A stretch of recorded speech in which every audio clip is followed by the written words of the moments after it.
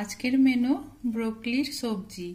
আলু ব্রোকলির সবজির জন্য লাগছে ব্রোকলি, আলু, টমেটো, কাঁচা লঙ্কা, আর ফোড়নের জন্য লাগছে গোটা গরম মশলা, একটা তেজপাতা, একটা শুকনো লঙ্কা, কিছুটা পাঁচ ফোড়ন, আর শুকনো মশলায় লাগছে হলুদ গুঁড়ো, কাশ্মীরি লঙ্কার গুঁড়ো, জিরে গুঁড়ো, ধনে গুঁড়ো, পরিমাণ মতো লবণ, আর একটু চিনি, আর একটু আদা বাটা।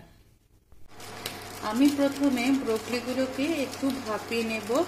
ভাপিয়ে একটু ভাপালেই সেটাকে ছেঁকে রেখে দেব। প্রথমে আমি ব্রোকলিগুলোকে ভাপিয়ে নিচ্ছি। এই জলে একটু নুন দিয়ে এটাকে ভাপিয়ে রাখবো।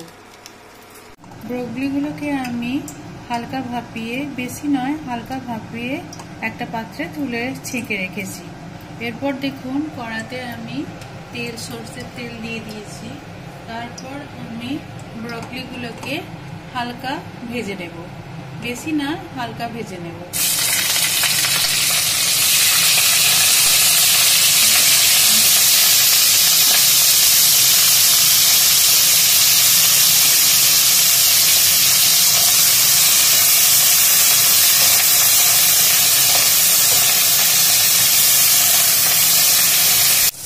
দেখুন এবার ব্রোকলিগুলো ভাজা ভাজা হয়ে গেছে।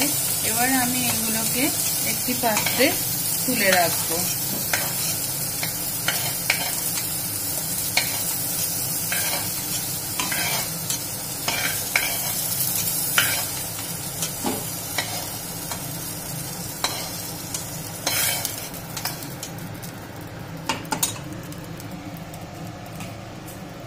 এরপর কড়াইতে আমি একটু সরষের তেল দিয়ে দিলাম।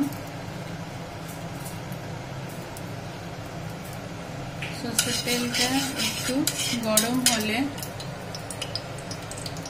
আমি তাতে গোটা গরম মশলা, একটা তেজপাতা, একটা শুকনো লঙ্কা, আর একটু পাঁচ ফোড়ন হিসাবে দিয়ে দেব। তারপর ফোড়নটা যখন একটু তেলেতে ভাজা হয়ে যাবে,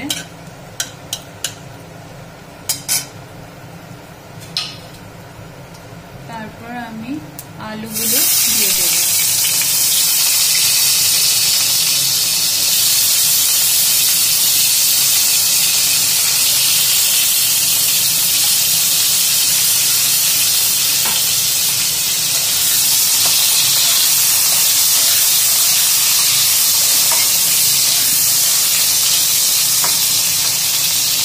আলুটা ভাজতে থাকতে হবে। এবার আমি এই আদা বাটাতে সমস্ত শুকনো গুঁড়ো মশলাগুলো আমি দিয়ে দেব।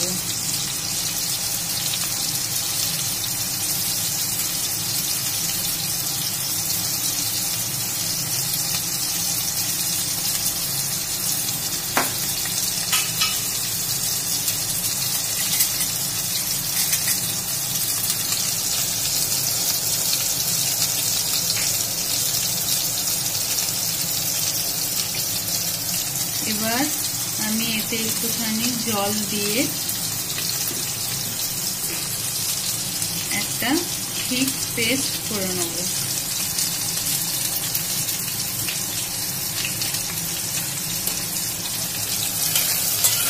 এরপর আমি আলুগুলোকে ভালো করে ভাজবো।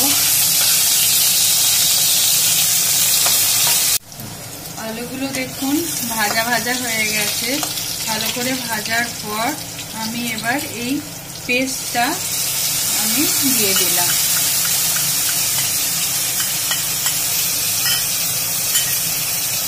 এবার এটাকে ভালো করে কষাতে হবে।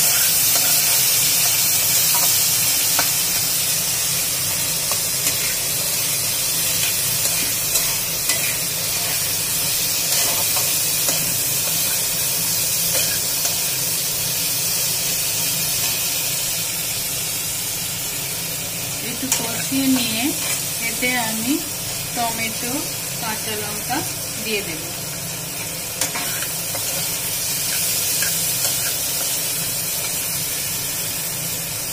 সঙ্গে একটু চিনিও দিয়ে দেব। এবার টমেটোটা একটুখানি স্ম্যাশ হয়ে যাবে।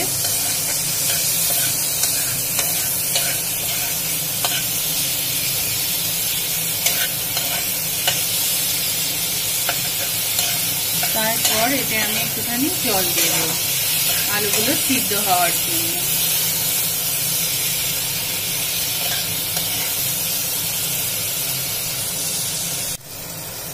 এরপর দেখুন মশলাটা ভালোভাবে কষা হয়ে গেছে, তার পরিমাণ মতো জল আমি এতে দিয়ে দেব।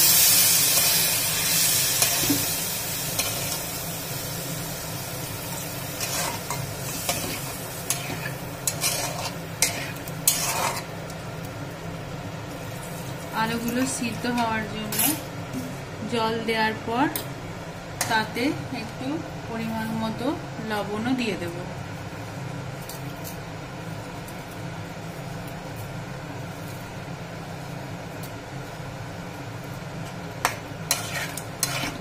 দিয়ে ঢাকা চাপা দিয়ে এটাকে সিদ্ধ করতে দেব। আলুগুলো দেখুন সিদ্ধ হয়ে এসছে হালকা হালকা। এবার আমি এই ব্রকলিগুলোকে দিয়ে দিলাম। এবার এর সঙ্গে আমি এটাকে ভালো করে নেড়ে আবার আমি কিছুক্ষণের জন্য এটাকে চাপা দিয়ে সিদ্ধ করতে দেব, যতক্ষণ না এটা মাখা মাখা ভাব আসছে। এটা বেশিক্ষণ সিদ্ধ হবে না।